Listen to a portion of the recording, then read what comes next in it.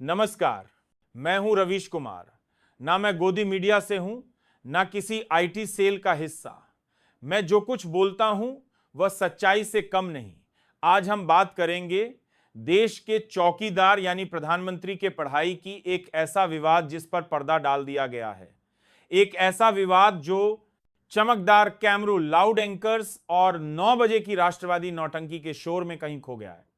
मैंने कभी आपसे नहीं कहा कि इस चैनल को सब्सक्राइब करिए या लाइक करिए या शेयर करिए, क्योंकि मुझे लगता था कि अगर बात में दम है तो लोग खुद ही सुनेंगे। लेकिन आज मैं आपसे कह रहा हूं, इस वीडियो को अंत तक जरूर देखें। अगर आप मुझे एक सच्चा पत्रकार मानते हैं, अगर आप सच में मानते हैं कि लोकतंत्र में पत्रकारिता की कोई अहमियत बची है, तो इस वीडियो को देखना आपकी जिम्मेदारी है। क्योंकि आज जो बात कहने जा रहा हूं वह सिर्फ एक खबर नहीं है, वह इस देश के वर्तमान और आपके भविष्य से जुड़ी हुई है।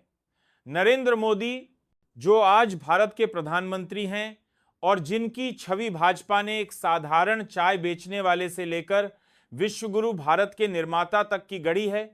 उन्होंने जब 2014 में प्रधानमंत्री पद के लिए चुनाव लड़ा तो अपने नामांकन पत्र में जो शैक्षणिक योग्यता दर्शाई, जिसमें उन्होंने दिल्ली विश्वविद्यालय से स्नातक B.A और गुजरात विश्वविद्यालय से स्नातकोत्तर M.A की डिग्री होने का दावा किया, उसी पर शुरू से सवाल उठते रहे।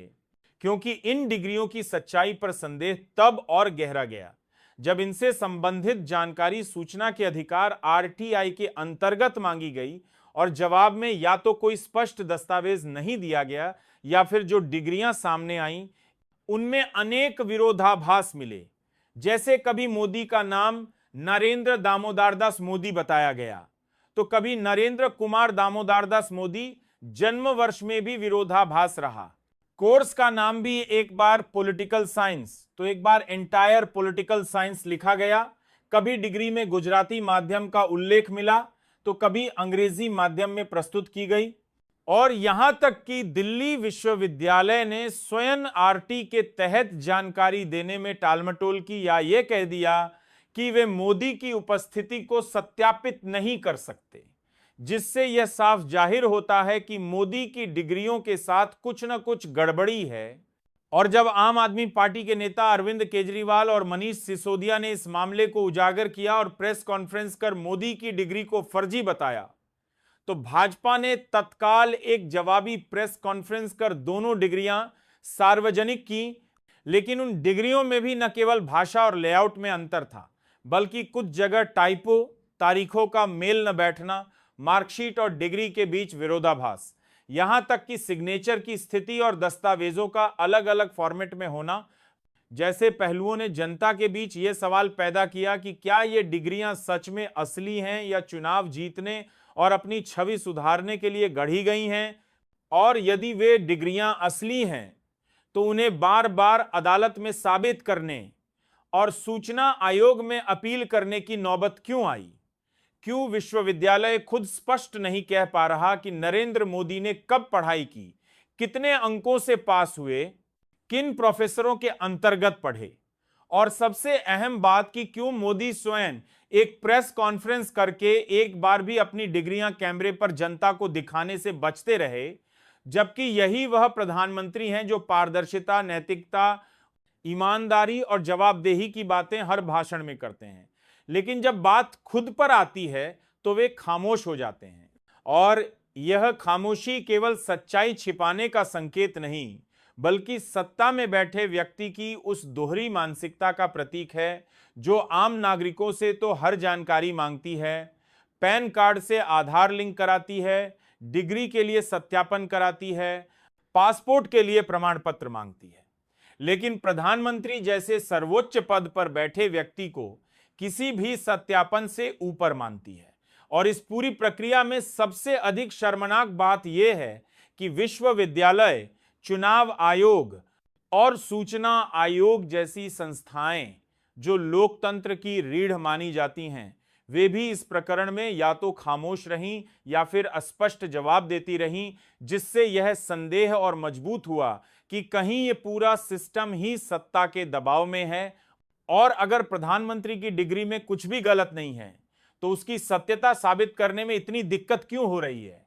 और अगर वास्तव में डिग्रियां गलत हैं तो फिर सवाल उठता है कि क्या एक ऐसा व्यक्ति जो फर्जी जानकारी देकर प्रधानमंत्री बना है वह देश की नैतिक दिशा तय करने योग्य है? और इस पूरे प्रकरण में केवल एक व्यक्ति की डिग्री का सवाल नहीं है, बल्कि यह देश की लोकतांत्रिक प्रणाली,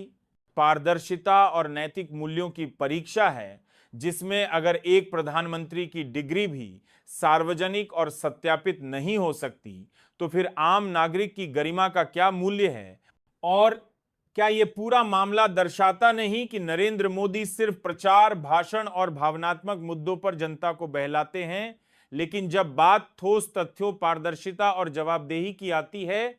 तो या तो चुप हो जाते हैं या अपने साथियों को आगे कर देते हैं, और इससे यह धारणा बनती है कि वे अपने अतीत को लेकर या तो शर्मिंदा हैं या फिर उन्होंने जो बताया है वह पूरा सच नहीं है। और जब एक देश का प्रधानमंत्री ही अपने अतीत को लेकर पारदर्शी नहीं है तो वह कैसे जनता से ईमानदारी की उम्मीद कर सकता है?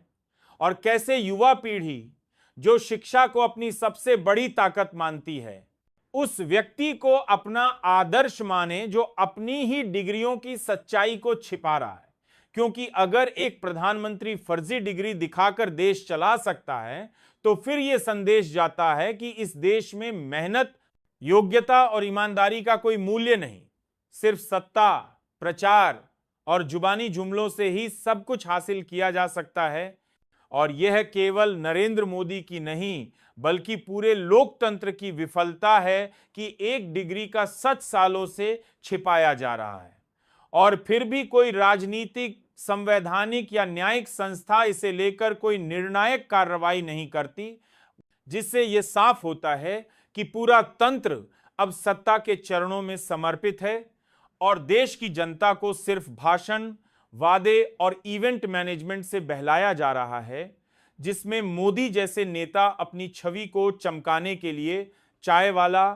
फकीर, मां के आशीर्वाद से चला जैसे भावनात्मक संवादों का उपयोग करते हैं। लेकिन जब एक सीधा सवाल, आपकी डिग्री कहां है, कैसी है, किस कॉलेज से है, किस साल की है, पूछा जाता है तो वे या तो चुप रहते हैं या कोर्ट में उलझा देते हैं या फिर समर्थकों से देश को क्या फर्क पड़ता है जैसा तर्क दिलवाते हैं। और जब देश का सबसे बड़ा नेता अपनी शिक्षा की सच्चाई को लेकर इतना असहज हो तो यह लोकतंत्र के लिए सबसे बड़ा खतरा है, क्योंकि यदि आज डिग्री छिपाई जा सकती है तो कल घोटाले भी छिपाए जा सकते हैं। और जो व्यक्ति शिक्षा जैसे संवेदनशील विषय पर भी जनता से झूठ बोले, वह भले ही भाषणों में न्यू इंडिया की बात करे, लेकिन उसका ट्रू इंडिया सिर्फ भ्रम, झूठ और झांसे पर टिका होता है, जो एक दिन न केवल उस नेता को बेनकाब करेगा बल्कि पूरे लोकतंत्र की नींव को भी हिला देगा।